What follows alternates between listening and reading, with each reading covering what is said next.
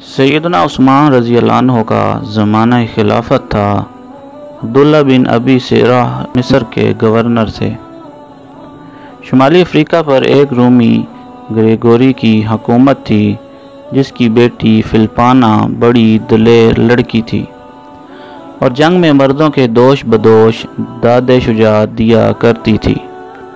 مسلمانوں اور عیسائیوں میں زبردست جنگ ہو رہی تھی، اگرچہ عیسائیوں کی فوج مسلمانوں کے مقابلے میں 4 گنا زیادہ تھی، لیکن پھر بھی مسلمان بہادری، دلیری اور جواں مردی سے عیسائیوں کے حملوں کو روک رہے تھے، جس کے باعث لڑائی طول پکڑ رہی تھی۔ جب مدت تک لڑائی کا کوئی فیصلہ نہ ہوا تو گریگوری نے اعلان کیا کہ جو رومن سپاہی مسلمانوں کے سپہ سالار ابن ابی سیرہ کا سر کاٹ کر لائے گا، مقررہ انعام و اکرام کے علاوہ وہ اپنی بیٹی فلپانا بھی اس کے نکاح میں دے دے گا۔ دوسری طرف ابن ابی سیرہ نے دربار خلافت سے امداد طلب کی اور سیدنا عثمان رضی اللہ عنہ نے عبداللہ بن زبیر رضی اللہ عنہ کو ایک فوج دے کر مسلمانوں کی امداد کے لیے روانہ کر دیا۔ فلپانا جیسی حسین، خوبصورت اور بہادر لڑکی کو حاصل کرنے کو کون خواہشمند نہ تھا۔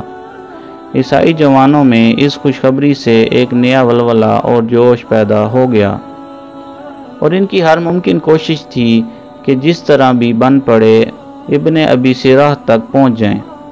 اس کوشش میں کتنے ہی عیسائی نوجوان خاک و خون میں تڑپ کر رہ گئے، لیکن اس کے باوجود ان کی کوشش میں کمی نہ آئی۔ یہ حالت دیکھ کر مسلمانوں میں قدرے گھبراہٹ پیدا ہوئی۔ آخر فوج کے چیدہ افسروں نے بیٹھ کر یہی فیصلہ کیا ابن ابی سیرہ میدان جنگ میں نہ جائیں، تاکہ کہیں ایسا نہ ہو کہ ان کو کوئی تکلیف پہنچے۔ ابن ابی سیرہ اگرچہ اسے ناپسند کرتے تھے، مگر سب کے مشورے کو قبول کرنا پڑا۔ اب میدان جنگ میں جانے کی بجائے اپنے خیمے میں ہی رہنے لگے۔ اسی دوران عبداللہ بن زبیر رضی اللہ عنہ بھی کمک لے کر پہنچ گئے، مگر انہیں یہ دیکھ کر بہت تعجب ہوا کہ مسلمان تو لڑ رہے ہیں، مگر سردار خیمے میں آرام کر رہا ہے۔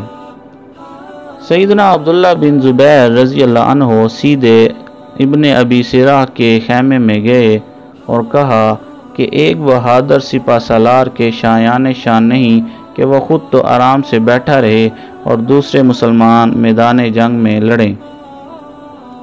آپ نے ان سے پوچھا کہ کیا آپ کو شہادت کی موت پسند نہیں؟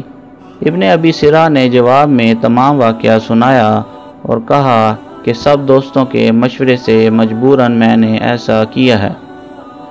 عبداللہ بن زبیر رضی اللہ عنہ نے مسکرا کر کہا کہ آپ بھی اعلان کر دیتے کہ جو گریگوری کا سر کاٹ کر لائے گا، گریگوری کی بیٹی اس کے ساتھ بیاہ دی جائے گی۔ چنانچہ یہ اعلان کر دیا گیا۔ کمک آ جانے سے جنگ نے شدت اختیار کر لی۔ مسلمانوں میں عبداللہ بن زبیر رضی اللہ عنہ کے حملے بہت ہی خوفناک تھے۔ وہ بجلی کی سی تیزی کے ساتھ دشمن کے قلب میں گھس جاتے تھے اور منٹوں میں صفوں کی صفیں صاف کر آتے۔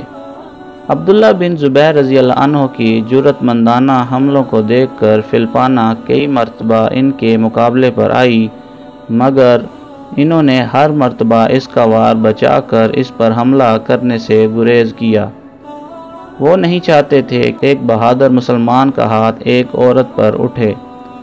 آخر انہوں نے اپنے دستے کے ساتھ زوردار حملہ کیا کہ گریگوری کے محافظ دستہ تک پہنچ گئے۔ لوہے سے لوہا بج رہا تھا۔ آخر عبداللہ بن زبیر رضی اللہ عنہ کئی نوجوانوں کو موت کی نیند سلا کر گریگوری تک پہنچ گئے۔ انہوں نے گریگوری کو للکارا کہ اب جنگ کا فیصلہ میرے اور تیرے درمیان ہوگا۔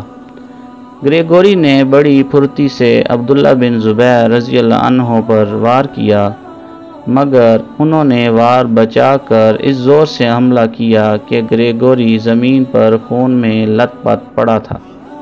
انہوں نے فوراً اس کا سر کاٹ کر نیزے پر آویزاں کر دیا۔ نصف دن تک تمام میدان لاشوں سے بھر گیا تھا۔ اپنے بادشاہ کے سر کو نیزے پر لٹکتا دیکھ کر عیسائیوں کے حوصلے پست ہو گئے اور میدان چھوڑ کر بھاگ نکلے۔ مسلمانوں نے دور تک ان کا تعاقب کیا اور بہت سے عیسائیوں کو پکڑ لیا۔ ان گرفتار شدگان میں گریگوری کی بیٹی فلپانا بھی تھی۔ اسلامی فوج میں اس کامیابی پر خوشیاں منائی جا رہی تھیں اور شکرانے کے طور پر ان کے سر اللہ کے حضور جھکے جا رہے تھے۔ جب مال غنیمت کی تقسیم ہونے لگی تو عبداللہ بن زبیر رضی اللہ عنہ وہاں موجود نہ تھے۔ ابن ابی سرح نے انہیں بلایا اور فرمایا کہ اعلان کے مطابق فلپانا تمہاری ہے، لیکن انہوں نے یہ کہہ کر انکار کر دیا کہ میں نے جس پاکیزہ جذبے کے تحت جہاد کیا، میں اسے کوئی انعام لے کر آلودہ نہیں کرنا چاہتا۔ امیر کو حق ہے فلپانا جس کو چاہے دے دے، میں اس حق سے دستبردار ہوں۔ میدان جنگ میں فلپانا بھی عبداللہ بن زبیر رضی اللہ عنہ کی جرأت و بہادری کو دیکھ چکی تھی اور یہ بھی دیکھ چکی تھی کہ وہ خود کئی بار ان کی تلوار کی زد میں آئی، مگر انہوں نے اس پر حملہ کرنے سے گریز کیا، اور جب اس نے حملہ کیا تو اس کے وار کو بچا کر کبھی جوابی حملہ نہ کیا۔